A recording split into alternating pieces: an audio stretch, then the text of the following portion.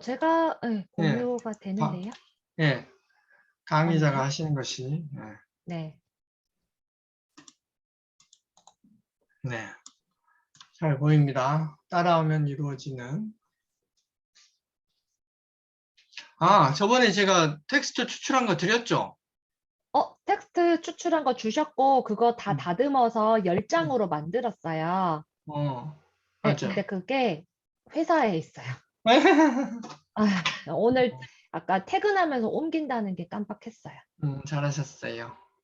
알겠습니다. 좋아요. 네, 그러면 오늘의 특강 부탁드리겠습니다. 네. 또 취업계의 테스 언니 특강 시작하겠습니다. 네, 네.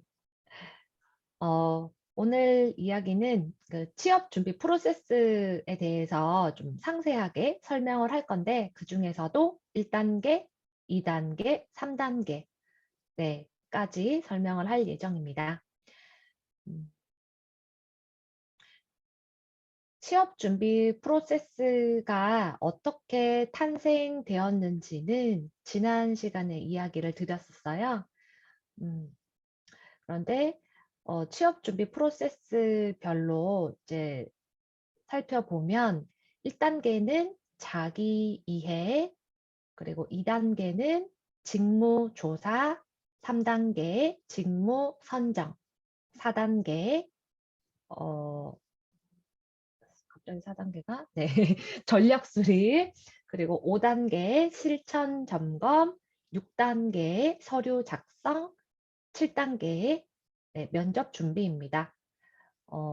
자, 1단계 자기 이해 단계부터 설명을 드리면, 기본적으로 취업 준비 프로세스는 기업이 하는 그 질문에 적절하게 답하지 못하는 취업 준비생들이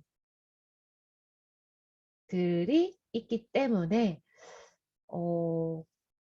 왜 그런가 봤더니 취업 준비가 제대로 안 되어 있더라. 예를 들어 상담 신청 내용이 뭐 자기소개서를 어디서부터 어떻게 작성을 해야 되는지 모르겠어요. 어, 뭐 제가 뭘 좋아하고 잘하는지 모르겠어요. 어떻게 저를 어필해야 되는지 모르겠어요. 음,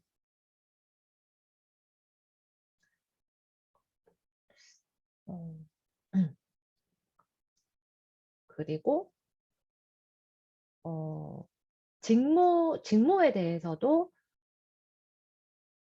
잘 안다고 생각했는데 막상 직무 면접 준비를 해보니까 말을 못 하겠어요. 네, 그래서 개발을 하게 됐고요. 음,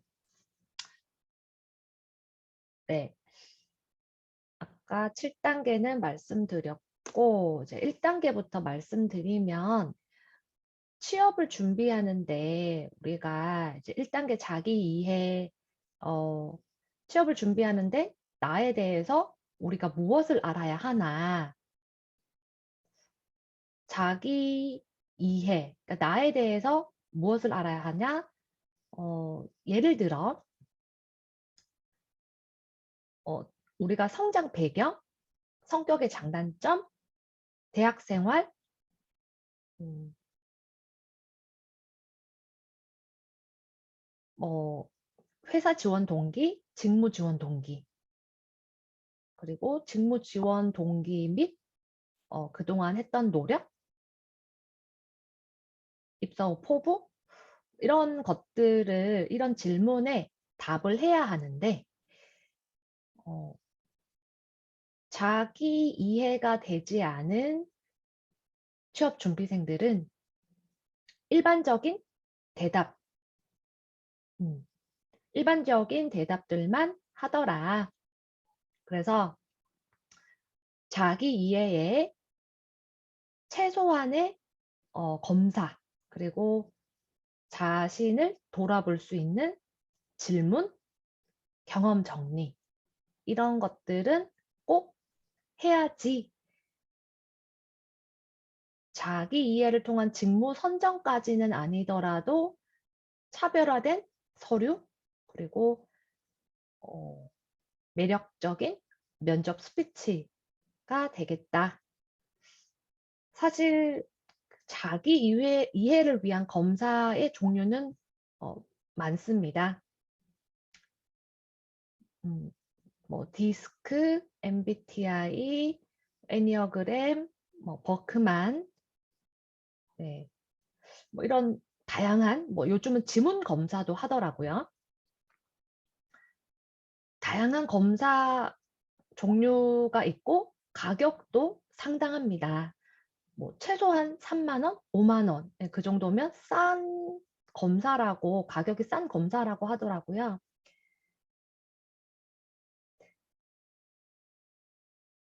그런데 그 검사를 받고 나름 해석을 듣고 옵니다.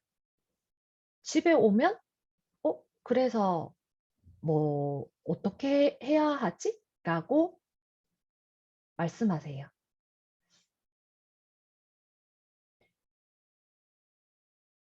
검사는 제가 생각하기에 비싼 검사라고 해서 좋은 것도 아니고, 그러니까 비싼 검사를 하고 뭐 해석을 잘 받는 것까지 좋습니다. 그런데 결국 자기 이해를 통해서 우리가 목적하는 바를 이룰 수 있어야 된다고 생각합니다. 그래서 검사만 따로 받는 것은 검사만 따로 받는 것은 크게 추천드리지 않고, 다만 검사를 하신 것을 가지고 취업 상담을 컨설팅을 받으러 오신다면 그 검사를 보고 취업 상담에 도움은 될 수 있을 거라고 생각합니다. 저는 비싼 검사 뭐 하려면 할 수 있겠지만 비싼 검사보다는 이미 국가에서 무료로 좋은 검사, 그러니까 홀랜드 기반으로 만들어 놓은 직업 선호도 검사가 있기 때문에 그것을 활용하고 있습니다. 직업 선호도 검사를 하면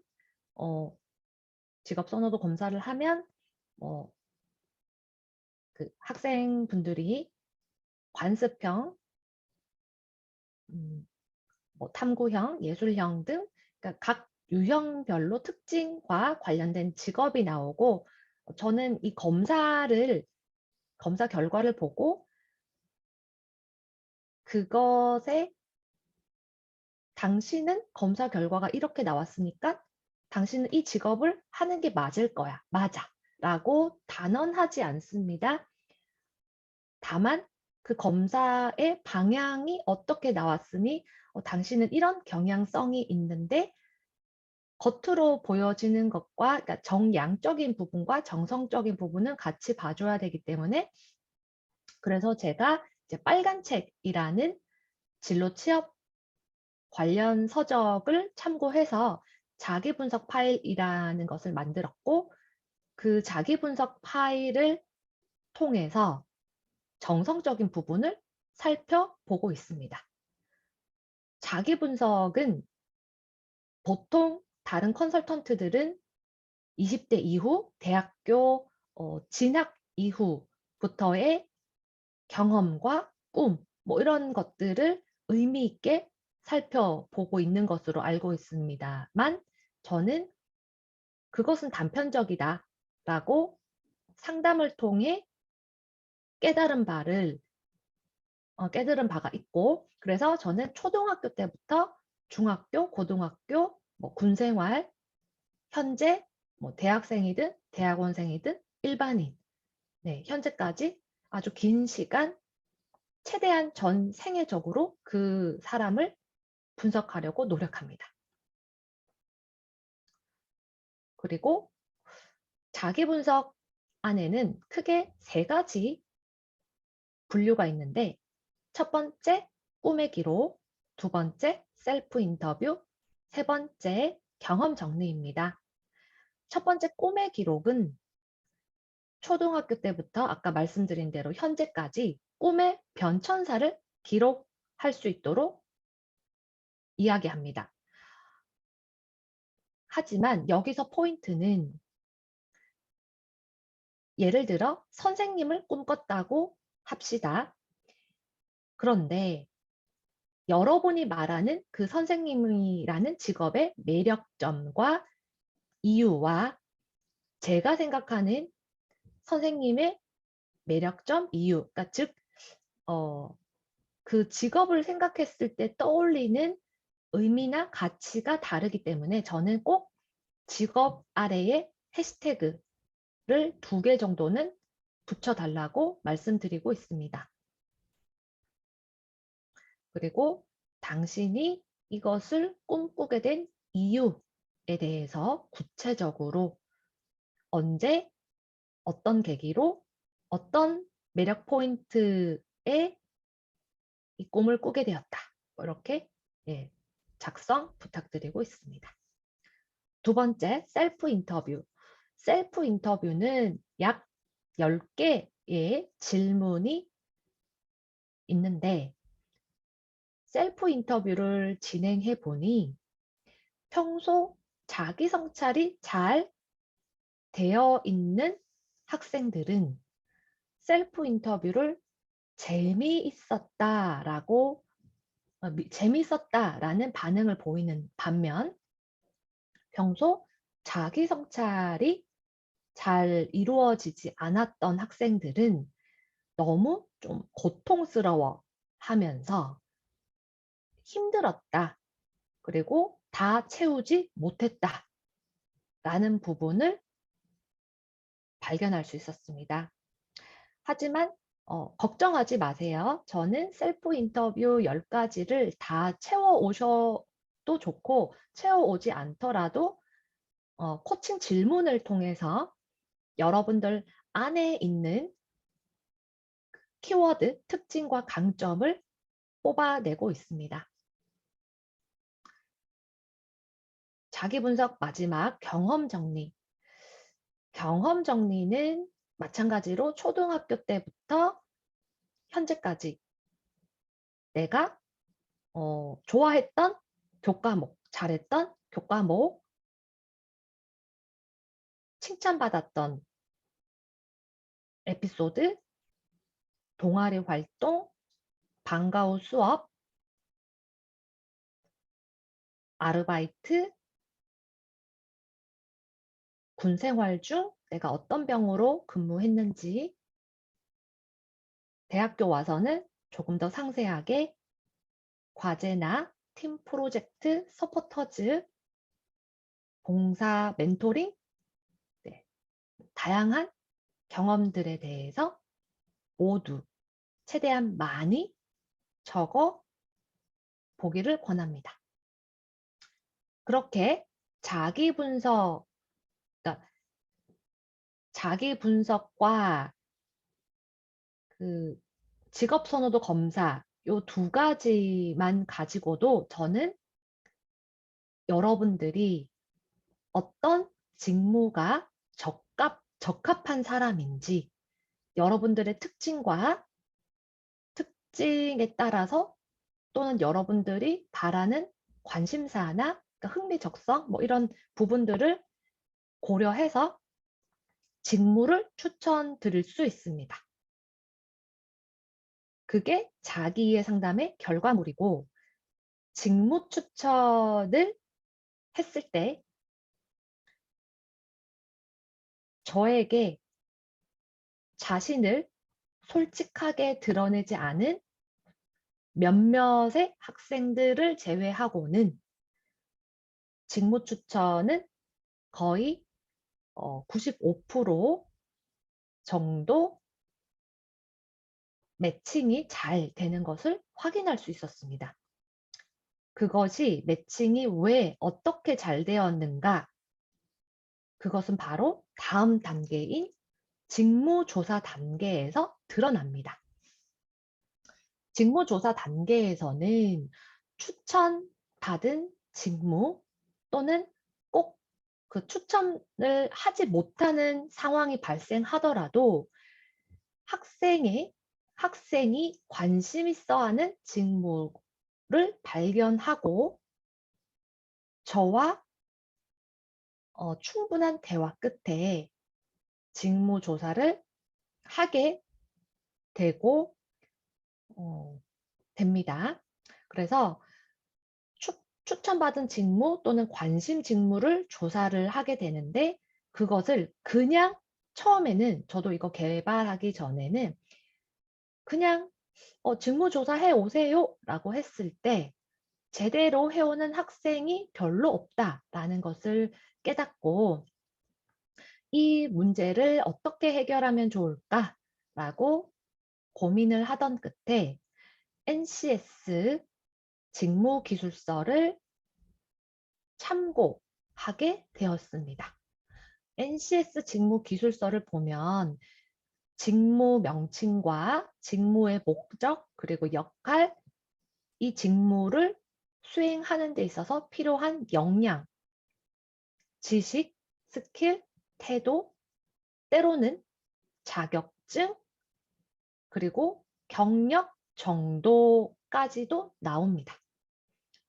거기서 저는 NCS 직무기술서에서 취할 것은 취하되 변형이 필요한 부분, 서류나 면접에서 기업이 원하는 기본적인 자격 요건 이외에 우대 자격 요건, 어떤 자격 요건을 갖추었을 때 취업이 잘 되더라 하는 부분을 고려하여 지식, 기술, 태도에서 끝나는 것이 아니라 교내 또는 교회에서 받은 교육, 자격증, 대외 활동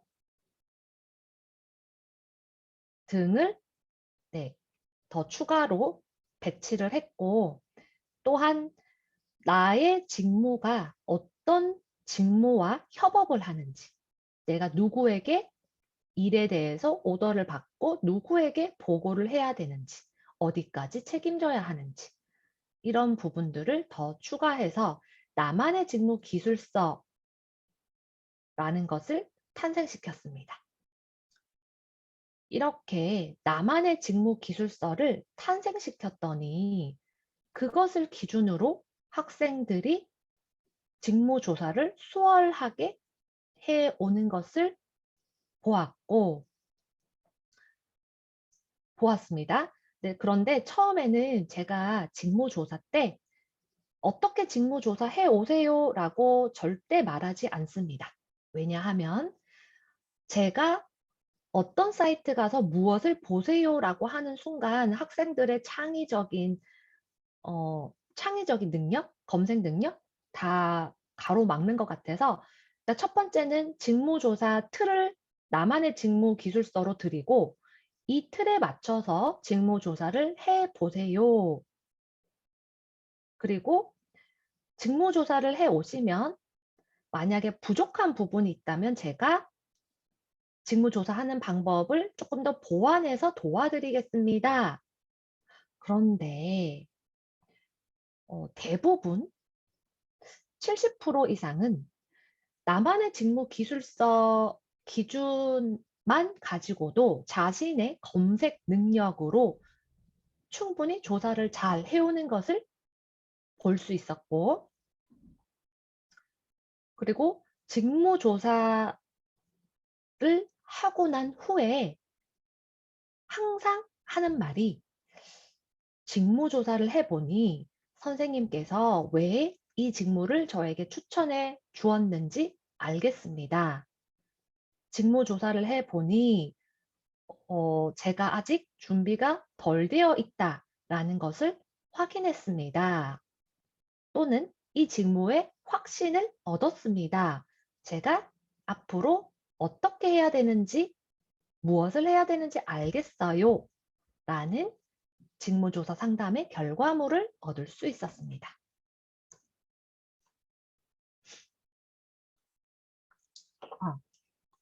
네, 여기서 잠깐 끊겠습니다. 네. 왜요? 지금 제가 뒤에 내용을 좀 덜 붙였네요. 오늘 그러니까. 3단계까지 하기로 했는데. 맞아. 2단계까지만 지금 적으셨죠?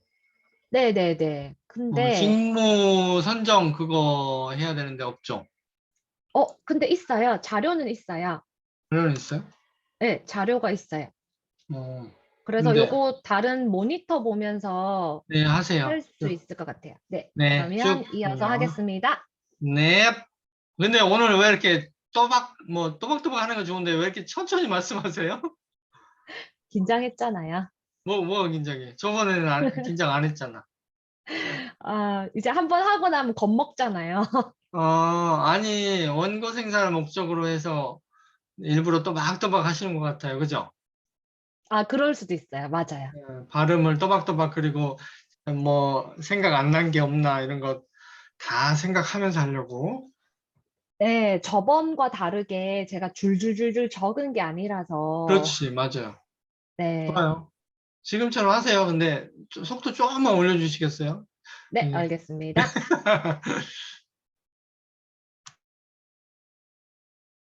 네, 시작. 네, 시작하겠습니다. 네, 네, 3단계 직무 선정 단계입니다.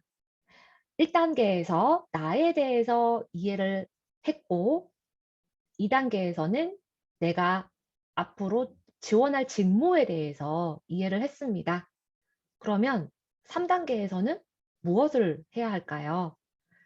나를 알고 하는 일을 알았으니 이제 내가 이 일을 어디서 해야 하는지 알아보셔야 되겠죠? 3단계 직무 선정 이후에는 그 직무가 어떤 산업과 어떤 기업, 어떤 예를 들어 공기업, 사기업, 네, 산업도 굉장히 다양하죠. 네, 어떤 산업에 국한되어 있는 것인지 그렇지 않은 것인지 공기업에 알맞은 직무인지 사기업에 알맞은 직무인지 나의 성향과 주어진 환경에 맞춰서 3단계 직무 선정에서는 내가 갈 곳을 알아본다라고 생각하시면 되겠습니다. 예를 들어 산업을 우리가 알아보기 위해서는 각종 그 산업의 협회를 들어가 봅니다. 그리고 그 산업에 관련된 이슈나 그 산업 내의 우수한 국내 기업의 순위를 구글에서 검색해 볼 수도 있습니다.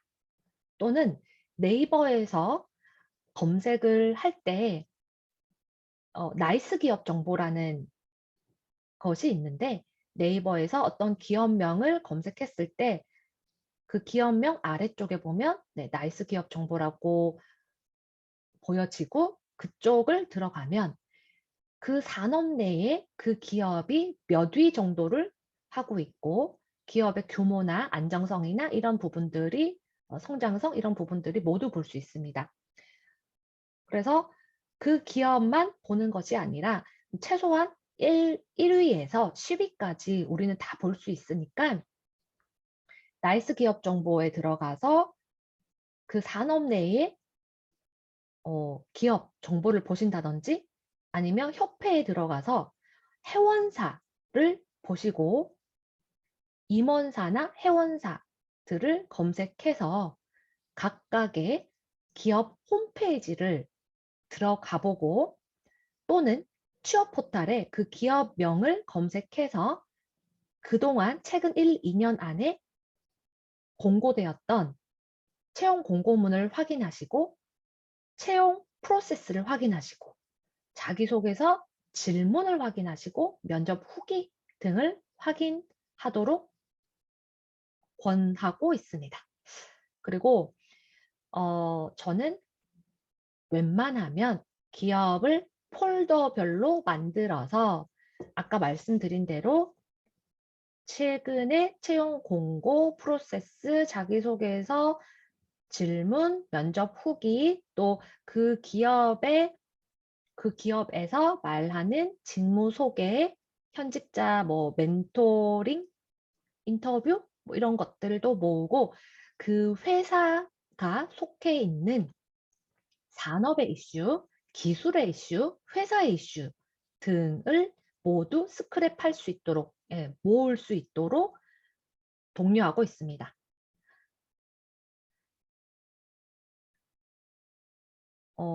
그렇게 되면 이제 내가 갈 곳이 어디고, 그리고 내가 가고자 하는 곳이 대부분 취업 준비를 하시는 분들은 하향 지원하는 사례보다는 상향 지원하는 사례가 많죠. 그래서 어, 외국계 기업, 대기업, 공기업, 네, 그 이름 있는 유명한 네, 그런 부분을 많이 지원을 하시는데 저도 그 부분은 위에서부터 도전해서 그러니까 대중소 뭐 이렇게 조금 내려올 수 있도록 추천드리고는 있습니다. 어떤 분은 일부러 자신을 평가절하해서 처음부터 우수한 중소기업을 가는 것도 참 가치가 있습니다만 처음부터 평가절하해서 낮게 지원하시는 분들이 계시더라고요. 뭐 많지는 않습니다만 좀 자신감이 없어서 그렇다고 하는데 그런데 그분이 또 저를 만나서 또 중견기업에 간다거나 아니면 중견기업을 지원하다가 대기업을 간다거나 이런 사례가 있기 때문에 정말 취업은 뭐 정답이 없지 않습니까? 인생에도 정답이 없듯이. 그래서 기업에 지원을 할 때는 그래도 조금 상향 지원을 하면서 그 다음을 플랜 B를 생각하는 그런 형식으로 하셨으면 좋겠어요. 그리고 또 기업 분석이나 산업 분석을 어떻게 해야 되는지 몰라서 때로는 좀 어려운 그러니까 상경계통의 경영학도나 이런 그런 학과의 전공을 공부한 친구가 아닌 이상 수학 분석은 그래도 저희가 좀 편하게 많이 들었던 익숙한 분석 방법이지만 그 외에 저도 모르는 다양한 분석 방법으로 그 직무 분석이나 기업 분석, 그러니까 직무 분석이 아니라 기업 분석이랑 산업 분석을 배워 오시고 어렵게 힘들게 그 준비하시는 분들을 봤어요. 그런데 사실 우리가 취업을 준비한다고 할 때는 선택과 집중이 필요한데 그거 분석하는 시간 해보신 분은 아시겠지만 시간 엄청 걸립니다. 저는 그냥 취업 준비생일 때는 6개월, 1년 그 정도는 친한 친구와 이렇게 금액을 얼마 이렇게 모아서 기업 분석, 산업 분석 사이트에 결제를 하고 쓰시는 게 수십 장 정말 양도 많고 정보의 양도 많고 질 좋은 정보를 얻으실 수 있어요. 시간도 아끼고요. 네, 비용도 여러 친구들과 함께 이렇게 나누어서 지불을 하면 큰 부담은 되시지 않을 거예요. 네, 특히 이제 취업 스터디 하시는 분들은 그렇게 하기가 용이하겠죠. 그래서 저도 직무 분석하고 가벼운 그냥 기업 조사, 산업 조사는 하지만 가벼운 조사 이외에 분석으로 들어갈 때는 저도 어떤 인터넷 사이트, 그러니까 분석 사이트를 활용을 합니다. 네, 금액을 지불하고요. 그래서 모든 것을 혼자서 다 하려고 하지는 않았으면 좋겠다라는 게 저의 생각입니다.